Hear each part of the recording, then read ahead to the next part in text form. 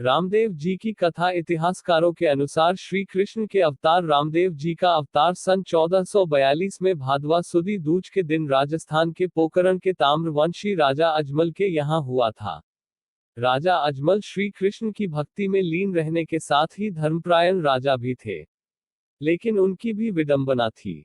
वह निसंतान थे, जिसके कारण वह काफी दुखी रहते थे। रामदेव जी के पिता राजा अजमल, जो कि द्वारकाधीश के परम भक्त थे, हमेशा अपने राज्य की सुख शांति की मनोकामना के लिए द्वारका जाते थे।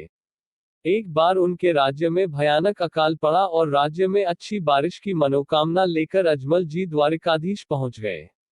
ऐसा माना जाता है कि भगवान द्वारकाधीश की कृपा से उनके राज्य में बहुत अच्छी बारिश हुई। बारिश के ही दिन में जब एक दिन सुबह किसान अपने खेतों में जा रहे थे, तो रास्ते में उन्हें उनके राजा अजमल मिल गए। किसान उन्हें देख वापस घर की तरफ जाने लगे।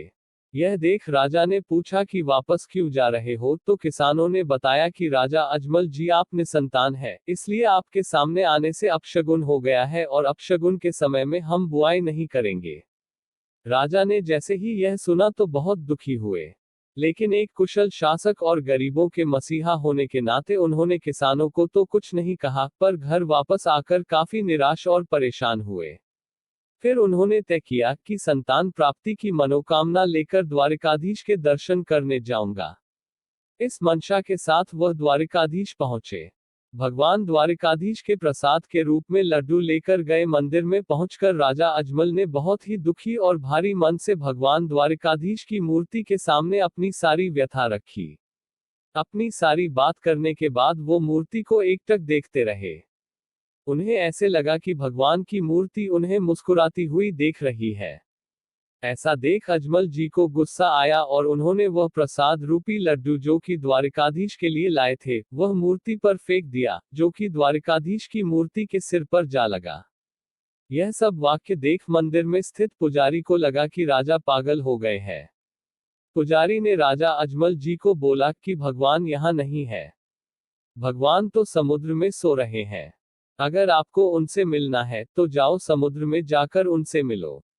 बहुत दुखी होने के कारण राजा समुद्र के किनारे गए और समुद्र में कूद गए। भगवान द्वारकाधीश ने राजा अजमल को समुद्र में दर्शन दिए।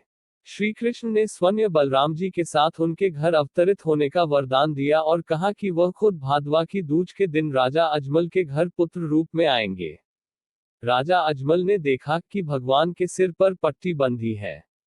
राजा अजमल जी ने पूछा, भगवान आपको यह चोट कैसे लगी? भगवान ने कहा कि मुझे मेरे एक प्यारे भक्त ने लड्डू मारा।